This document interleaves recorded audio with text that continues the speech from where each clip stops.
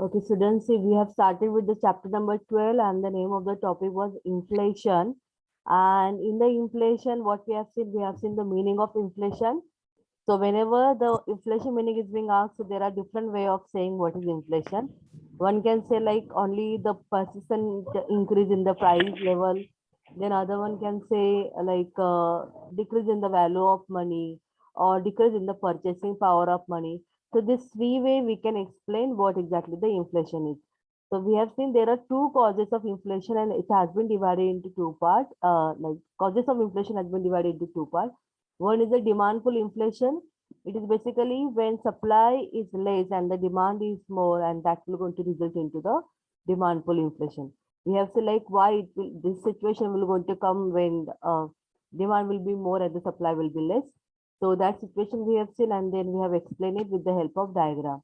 Then the cost push inflation, and the cost push inflation we have seen like how the cost of production is been increases, what are all reason behind it, and because of this how the price level are increasing. So this is cost push inflation. Okay, now today we will going to see effects of inflation. तो सबको पता है कि inflation की वजह से क्या होता है, इन्फ्लेशन की वजह से decline in value of money होता है, फिर परचेसिंग पावर कम होता है, तो उसके क्या रीजन रहेंगे, that we will go to see it now. Okay, see effects of inflation. Inflation, where price level increases and value of money decline, affects the economic activities and people in different ways. There is no unanimous opinion about the desirability or otherwise of even creeping or mild inflation. Some feel creeping inflation is conducive for economic growth as it provides incentives to invest. The creeping inflation मतलब क्या है कि जो slowly increase होता जा रहा है. And there are like few economics are believing if the economy will go to have the creeping inflation, so it will going to provide many opportunities for the investment also, and it will going to give the many incentives also. This is what some economics point of view. Another argue that inflation, even at a crawling rate, is dangerous since it is most likely turn into walking, running, and finally hyperinflation. The effects, however, are not uniformly the same on all the peoples or activities. Let us discuss how inflation affects the economy and the society. So what they are saying here, inflation may be good for some part of people and it could be very bad for some part of people. So that inflation will going to affect the society in a different way. Okay. So now we're going to select how it will going to affect. See, now first one here, decline in value of money. Value of money is what exactly? It is the purchasing power of money. An unit of money will be able to purchase less and less goods and services as price increases. Yes, सबको पता है कि जैसे अगर पहले में 100 रुपए में, what example I have given here, 100 rupees में मैं अगर 10 कमोडिटी पहले में लेती थी, लेकिन अभी मुझे 100 रुपीज में I can purchase only 5 units of commodity. So that indicate that मतलब जो पैसे का वैल्यू पहले 100 रुपीज का वही सेम 10 कमोडिटी के लिए था, अभी वो 5 कमोडिटी तक ही हो चुका है. So it means what is that indicating as like same amount of money से हम लोग कम goods and services खरीद रहे हैं. So that indicate the purchasing power of money is been falling down, and it means the value of money is being falling here. Okay. So figure 12.3 explains the relationship between price level and the value of money. Here in this figure, they have explained the value of money and the price level. Okay. So on the y-axis, what are they measuring? They are measuring here value of money, and on the x-axis, they are measuring quantity of money here. So let's see what exactly they have given. Figure 12.3 explains the inverse relationship between price level and the value of money. Inverse relationship, which means when the price level increases, value of money falls. Okay. So value of money is equal to 1 P, where 1 upon P, where P is the price level. Okay. At the price level equal to 4. इधर किधर 4 दिख रहा है? At the price level equal to 4, value of money is 1 upon 4. Okay. This is what they are trying to say here. Okay. This is. An increase in money supply increases price level as shown in the above diagram. An increase in money supply from MS from MS1 to MS2 resulted an increase in price level from 2 to 4. Increase in price level from 2 to 4. But why it is showing like falling one? 2 to 4. And accordingly, the value of money declines 1/2 to 1/4. Okay, I think ये diagram मैं तो आप लोगों को इतने simple way में इसके लिए मैं निकाल के बताऊंगी कैसे क्या हुआ है करके. So here they are actually measuring the value of money and here they are measuring the price level. Okay, and this MS1 and MS2, these are actually the supply of money which is given by the RBI. Okay, तो उन्होंने बताया कि as supply of money is increases, so price level also increases. लेकिन यहाँ पे लो से start किया हुआ, यहाँ पे हाई से. ओके, ठीक है, थोड़ा अलग, लेकिन आप लोगों के लिए बहुत कंफ्यूजन रहेगा ये समझने के लिए. फिर भी मैं बता रही हूँ जितना मतलब जितना सिंपल वे में बता सकती हूँ उसके हिसाब से. देखो यहाँ पे उन्होंने स्टार्ट किया हाई लेवल से और यहाँ पे उन्होंने स्टार्ट किया लो लेवल से. ये हम लोगों को अभी तक आदत किसी की Y axis and X axis को ही देखने की, ये वाला एक्सिस नया आ गया करके it will be quite difficult. तो आप लोग बस यही समझो कि यहाँ पे जो नीचे जाने वाली लेवल है that indicates the increasing part. Okay, और यहाँ पे जो जा रहा है नीचे, so that indicates the lowering part that we can say. तो यहाँ पे लोअरिंग पार्ट देखो, यहाँ पे low and high for your understand. नीचे नीचे आने वाला अमाउंट हाई रहेगा और यहाँ पे नीचे आने वाला अमाउंट लो रहेगा. And the highest one here upper side पे हाई है, यहाँ पे अपर साइड पे लोअर है. ये जो एक्सेस है that indicates the value of money. ये जो एक्सेस है ये इंडिकेट कर रहा है प्राइस लेवल. और यहाँ पे we can say money supply जो रहता है which is basically given by the RBI, तो वो है इनिशियली MS1. जब इनिशियली मनी सप्लाई MS1 था उस टाइम पे क्वांटिटी ऑफ मनी मार्केट में कितना था, OM1 तक था. ठीक है, and as per the demand for money वगैरह, यहाँ पे demand for goods and services के हिसाब से यहाँ पे जो वैल्यू ऑफ मनी था वो 1/2 हो चुका है. लेकिन उसी टाइम पे जो प्राइस लेवल था कमोडिटी का दैट वाज 2. मतलब एकदम एकदम स्टार्टिंग में कैसा था, 1 था, देन 1.33, और उसके बाद में उससे इंक्रीज मतलब प्राइस लेवल बढ़ गया, इट हैज बिकम 2. लेकिन प्राइस लेवल बढ़ने के बाद में it will going to check here the value of money, so it will going to decrease and it will going to become 1/2. Now the next situation, money supply increase किया RBI ने money supply increase करने की वजह से again that money supply point and the demand for money point are intersecting each other at this point, and we got the new equilibrium point. Okay, so at this equilibrium point the price level will going to become 4. तो पहले 2 था equilibrium point पे और अभी वो 4 हो चुका है. So it means what, the price level increases. लेकिन प्राइस लेवल इंक्रीज होने की वजह से if will come at this point, then the value of money will going to become 1/4. So what is that indicating here? As the price level increases, the value of money falls. लेकिन उन्होंने उसको और थोड़ा simple way से बताना चाहिए था, ये बहुत ज्यादा कॉम्प्लिमेंटेड करके रखा हुआ है. But anyway, if I'll get any easiest diagram for you, so definitely I will going to share with you. Okay. Now what are all those things, like why it has happened? So first we will going to see investment and production. If the inflation occurs in a less than full employment economy, okay, can anyone tell me here, again and again in economics you can see this word is coming, full employment. What is the meaning of full employment here? कौन बता पाएगा मुझे, economy में full employment मतलब क्या? Increase in income.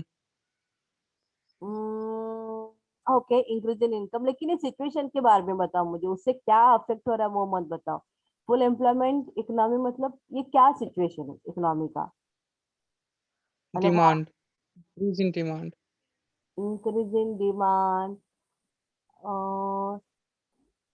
ठीक है, वो उसका इफेक्ट हो गया एक्चुअली. और कुछ वे से बता पाओगे? फुल एम्प्लॉयमेंट, एम्प्लॉयमेंट मतलब क्या यहाँ पे, यूज करना.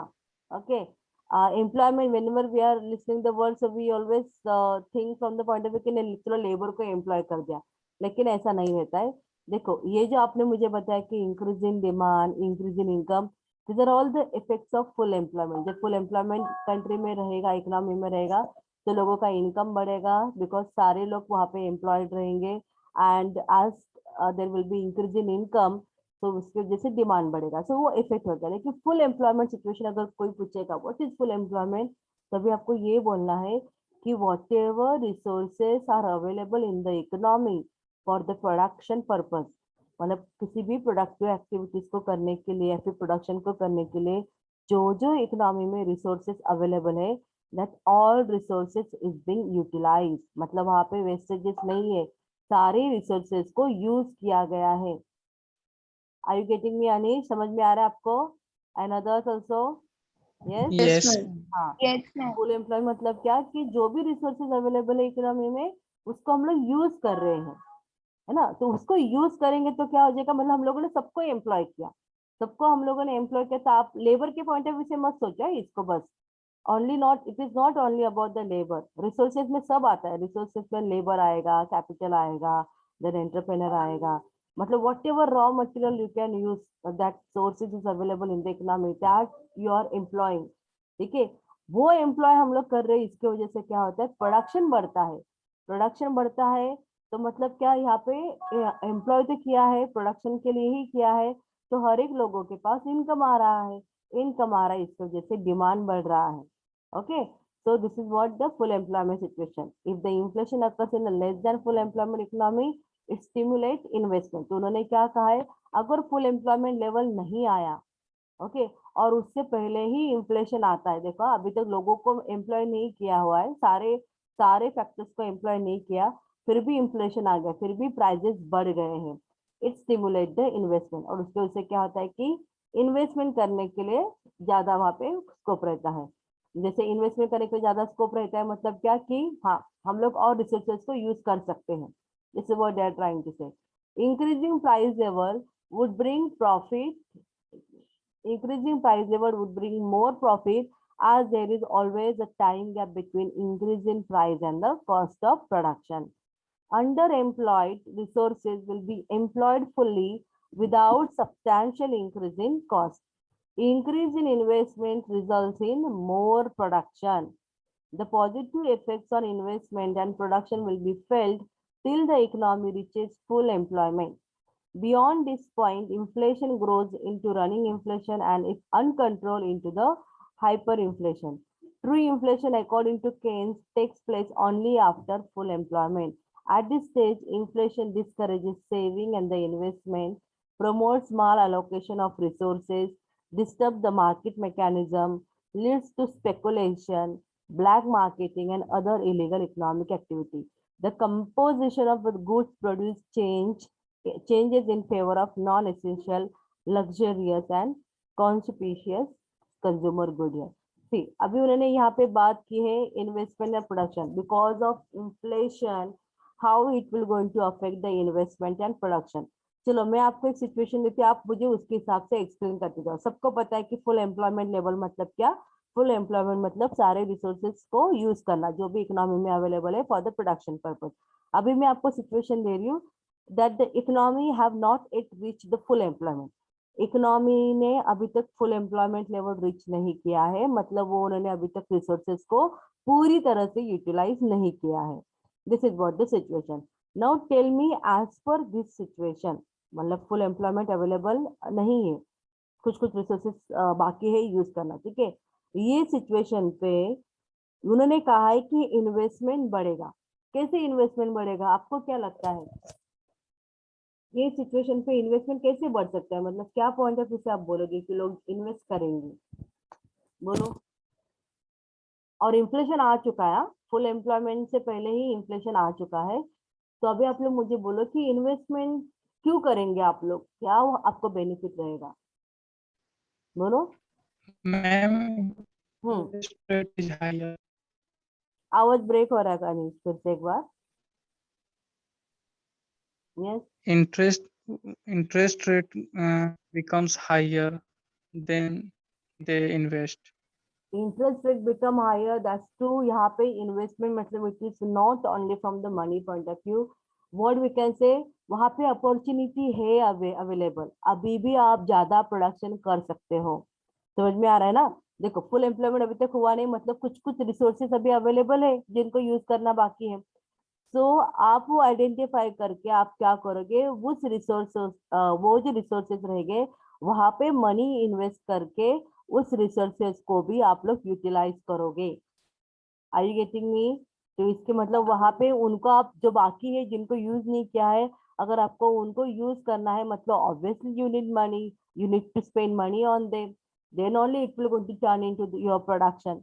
अंडरस्टूड? समझ में आ रहा है नहीं आ रहा है कैसे हो रहा है स्टेप करके?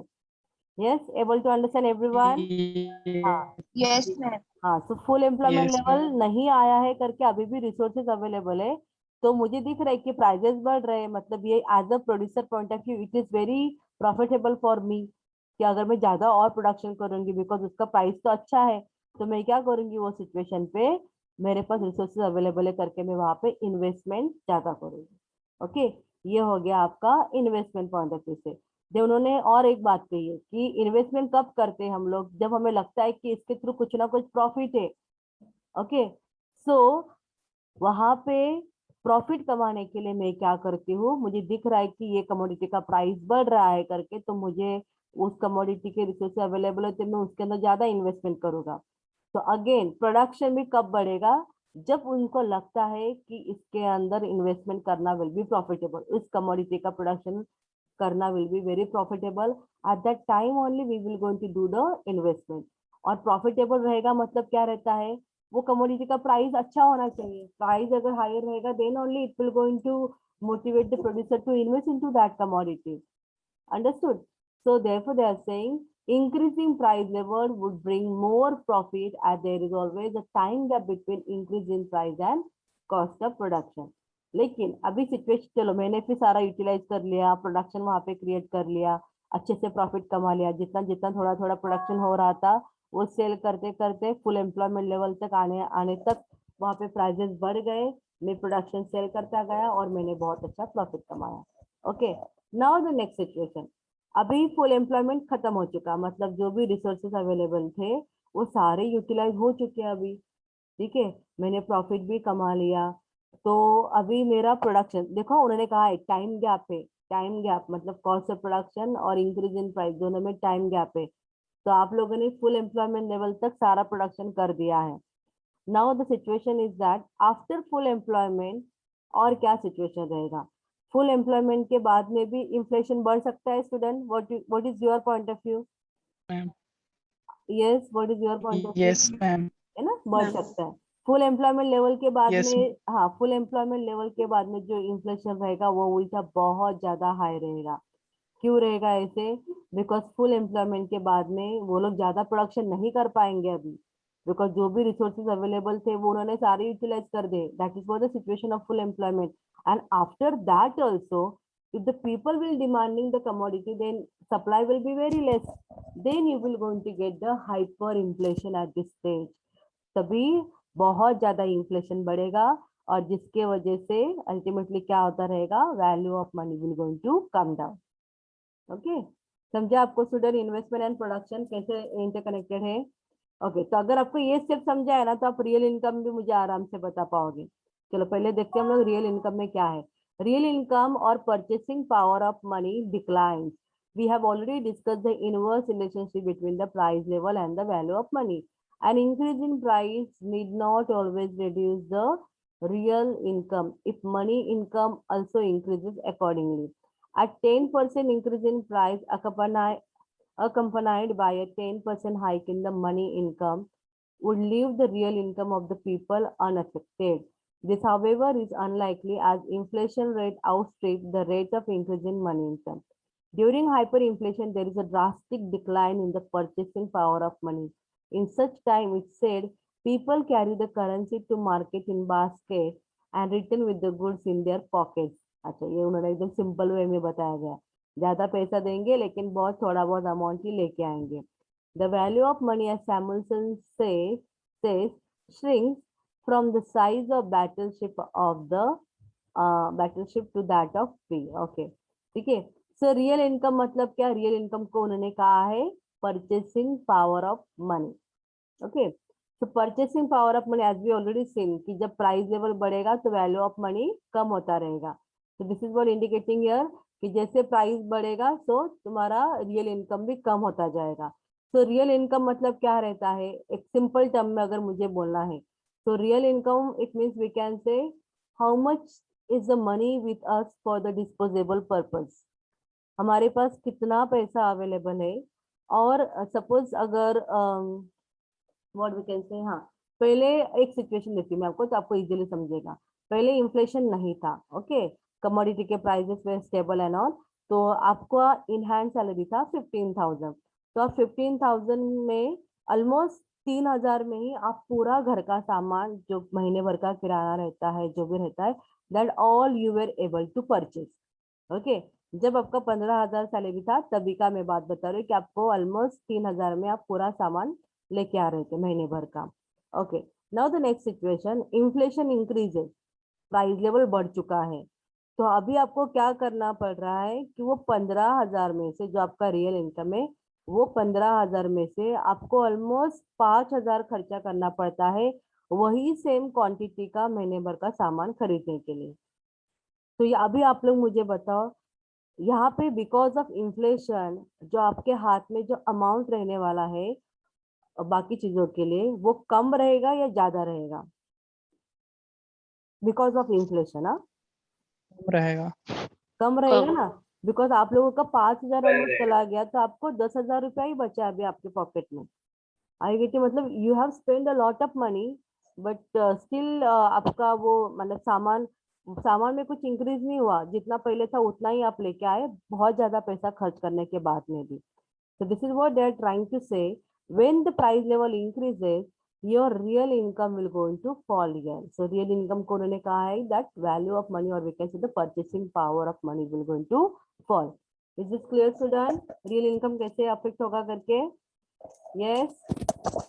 Yes ma'am. अभी आप लोग मुझे बताओ, अभी आप लोग मुझे बताओ कि एम्प्लॉयमेंट से क्या होगा अगर इन्फ्लेशन बढ़ेगा, तो एम्प्लॉयमेंट क्या होगा, बढ़ेगा या कम होगा?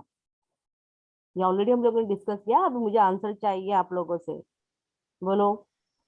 हाँ मैम। क्या क्या इन्फ्लेशन अगर हो बढ़ गया तो एम्प्लॉयमेंट क्या होगा? यस, कम होगा मैम। एम्प्लॉयमेंट कम होगा। चलो, एम्प्लॉयमेंट मतलब आप लोगों को क्या लग रहा है, क्या है एम्प्लॉयमेंट मतलब? Optimum use of the resources ma'am available. Employment is increases ना।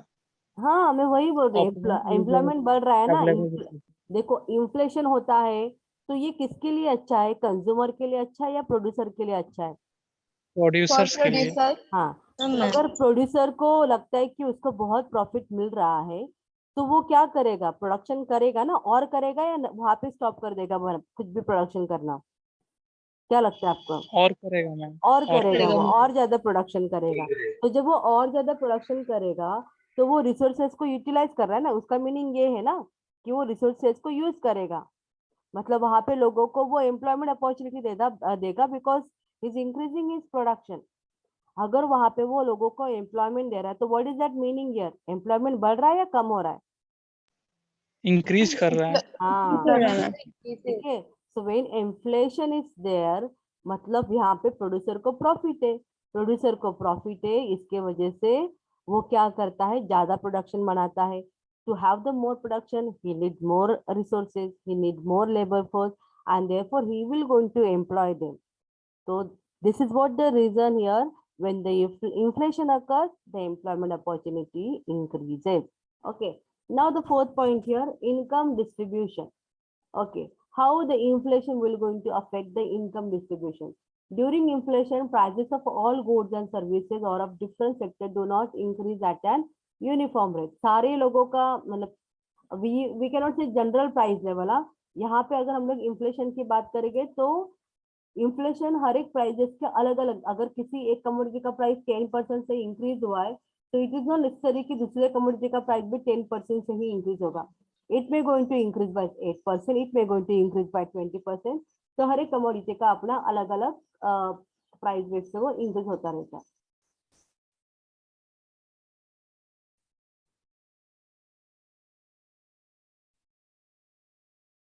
Students, just hold, just hold.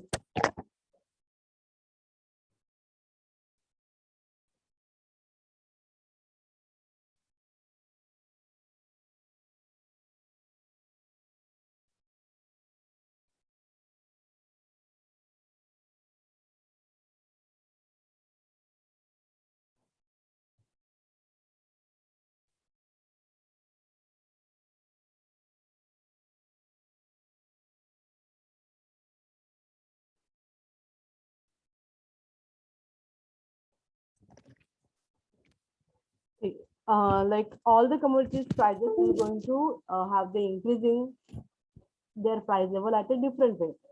So entrepreneur usually earn more profit unless the profit are nullified by the increasing cost. Investors in financial assets like government, securities or bond or any investment which earn a fixed rate of return find their real income eroded. Speculators stands to gain here. तो income distribution में भी उन्होंने कहा है कि अलग अलग base से वो अफेक्ट करेगा. जैसे उन्होंने कहा है कि इन्फ्लेशन में prices of all goods and services are not increasing at a uniform rate. तो जो एंटरप्रेन्योर रहेगा उनको जनरली ज्यादा प्रॉफिट होता है. क्यों प्रॉफिट होता है? Because their cost of production is not that much high as per their increase in the price level. तो वहां पे ऑलमोस्ट कॉस्ट ऑफ प्रोडक्शन उनका एकदम नील जैसे कह सकते हैं और वो लोग मैक्सिमम प्रॉफिट वहां पे कमा पाते हैं. और जो इन्वेस्टर रहते हैं कि जो बेसिकली फाइनेंशियल असेट में इन्वेस्टमेंट करते हैं जैसे कि गवर्नमेंट सिक्योरिटीज में, बॉन्ड में और any investment, and they will going to earn the fix rate of return. उनमें उनके अंदर कुछ ज्यादा ऐसे रेट ऑफ रिटर्न नहीं रहेगा. That will be the fix rate of return they will going to earn here and उसकी वजह से उनका इनकम थोड़ा कम होता रहेगा. And the speculator stands to gain. Speculator जो रहेंगे कि चलो मुझे किस कमोडिटी में डालना है, जैसे हम लोग शेयर मार्केट्स में करते हैं कि किस कमोडिटी का प्राइस ज्यादा बढ़ रहा है तो उसके अकॉर्डिंग वहां पे पैसा मिलेगा. तो वो सब स्पेकुलेटर्स के ऊपर रहेगा कि वो लोग किस किस वे से कहाँ पे इन्वेस्टमेंट करें and as per that they will going to get the higher return. तो स्पेकुलेटर्स को भी वहां पे फायदा रहेगा, वहां पे प्रोड्यूसर को भी फायदा रहेगा. वहां पे उन्होंने कहा है कि जो फाइनेंशियल एसेट में इन्वेस्टमेंट करते हैं जैसे कि गवर्नमेंट सिक्योरिटीज में, बॉन्ड्स में, उनके लिए जो उनका जो अर्निंग रहेगा that will be the fix 1 year. So this is what the way the inflation will going to affect on income distribution. Next है farmers. अभी आप लोग मुझे बताओ फार्मर्स को क्या फायदा होगा उससे प्राइजेस बढ़ने की वजह से? वो उनका इनकम बढ़ेगा या नहीं होगा? नहीं बढ़ेगा. व्हाट डू यू ऑल से? आपको क्या Their income is rises now because rise in the price, so they can yes very good. Rise in the price मतलब उनके कमोडिटी के लिए वैल्यू है. उनका जो उन्होंने प्रोडक्शन जो कॉस्ट मतलब even they are like a producer only. Farmers are also the kind of a producer. तो वो भी उन्होंने प्रोडक्शन किया हुआ है. तो ऑब्वियसली जैसे हम लोग बोल रहे कि इन्फ्लेशन है इकोनॉमी में तो उनका जो भी प्रोडक्शन है उसकी भी प्राइसेस बढ़ते जाएंगे. So they will going to earn more here. Okay. Then salaried लोगों को आपको क्या लगता है? सैलरीड लोग कैसे अफेक्ट होंगे आपके हिसाब से? जिनको मंथली सैलरी फिक्स अमाउंट का आता है आपको क्या लगता है कि उनको लॉस रहेगा या प्रॉफिट रहेगा अगर प्राइसेस बढ़ेंगे तो? loss, ma'am. Yes very good. Loss. They will be in a loss because उनका रियल इनकम ही कम होता जाएगा. Okay. What about the debtors and the creditor? क्या लगता है आपको पैसा देने वाला देन पैसा लेने वाला इनके ऊपर कैसे अफेक्ट करेगा? यस. चलो अगर मैं पैसा ले रही हूँ okay okay okay think from the point of view of debtor कि मैंने पैसा लिया हुआ है किसी से तो ये मेरे लिए कैसे अफेक्ट करेगा? मेरे लिए मतलब वो ज्यादा कॉस्टली रहेगा. Negatively हाँ costly रहेगा मैम. हाँ कॉस्टली Costly रहेगा. रहेगा. यस बिकॉज प्राइजेस हर चीज के बढ़ चुके हैं तो मुझे बहुत ज्यादा लोन लेना पड़ेगा. Isn't it? एंड क्रेडिटर्स के लिए कैसा रहेगा? फायदेमंद रहेगा या Good नहीं? रहेगा. यस. Good रहेगा. हाँ उनके लिए वो अच्छा रहेगा मतलब जो Positive लोन रहेगा मैम. पॉजिटिव रहेगा. Very good. जो लोन देगा उनके लिए वो बहुत बेनिफिट रहेगा बिकॉज उसको जैसे कि प्राइस लेवल इंक्रीज है तो वहां पे उसको रिटर्न भी ज्यादा मिलेगा. Okay. Social and the political disturbance. Yes it will going to happen or not? अगर प्राइजेस बढ़ता है तो वहां पे Yes ma'am. social and political disturbance will going to affect because of inflation. There will be chances कि ज्यादा वहाँ पे चोरियां होती रहेगी. लोगों के पास पैसा नहीं रहेगा तो उनका रियल इनकम कम हो रहा है ना लोगों का तो वहाँ पे चोरी होने का चांसेस ज्यादा रहेगा. ब्लैक मार्केटिंग लोग ज्यादा करेंगे, स्मगलिंग ज्यादा करेंगे. So these all things can going to happen if the inflation will going to occur. So there will be the social and political disturbance also. So this is all about your effects of inflation. Next lecture we will going to see the nature of inflation in a developing economy. Time is very late. Only we have 5 minutes. हम लोग फटाफट attendance ले लेते हैं. देखो थोड़ा सा फट्टा मुझे मेरा अभी तक ये जीमेल भी ओपन नहीं करके रखा था अदरवाइज अभी से स्टार्ट कर देते. And everyone please write your roll number in a proper way so that मैं फटाफट वहाँ पे देख के आपका अटेंडेंस दे सकूंगी. सब लोग अपने नाम को बराबर रीनेम करो, वहां पे रोल नंबर वगैरह लिखो, तो मुझे ज्यादा डिफिकल्ट नहीं होगा आपका नाम वहां पे प्रेजेंट देने के लिए. हाँ, एक आवाज झालं मला.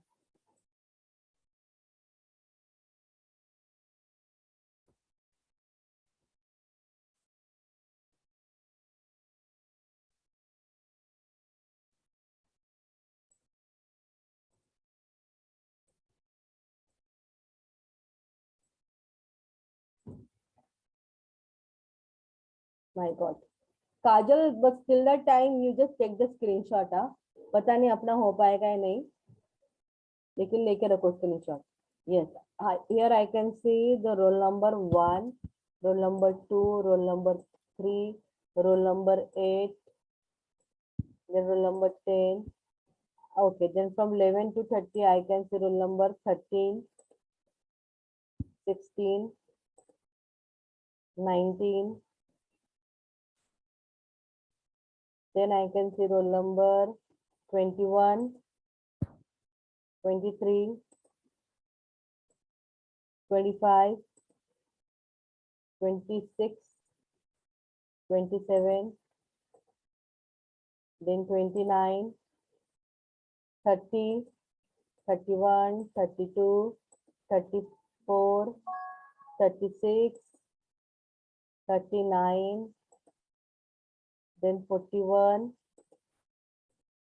45, 45, 46, 46 के बाद में 47, 48, 51, 53, 56, 56 के बाद में है 57, then 60, 60 हो गया, 61, 62, 63, 64, 66, 67, 68, and then I can see the number 81, 81, 82, 86, 87, and 90. I can again in between I can see the roll number 9, Sakshi. 9 को दिया हुआ है, फिर भी उधर कैसे गया? ठीक है. Then later on I can see roll number 92. Okay, 92, 95, 99. Prem is on the roll number 112. Okay, and फिर मुझे 100 के रेंज में दिख रहे हैं यहाँ पर roll number 100. Where is 100? Darshana. Okay, I can see 100, 101, 102, 105, 106, 107, 110, 114, 114 के बाद में 16, then 19, 20. Okay, that's it. अभी आप लोग बोलो किसका रह चुका है? 97. 97. एक मिनट. मैम 85. ओके, एक मिनट. 97 and 85. 97 को दिया, 85. ओके, और किसका रह चुका है? Yes, done. Okay, should less than 1 minute. Okay, I'll end the lecture now. Bye, student. Bye, ma'am. Thank you. Bye, ma'am. Thank you, ma'am.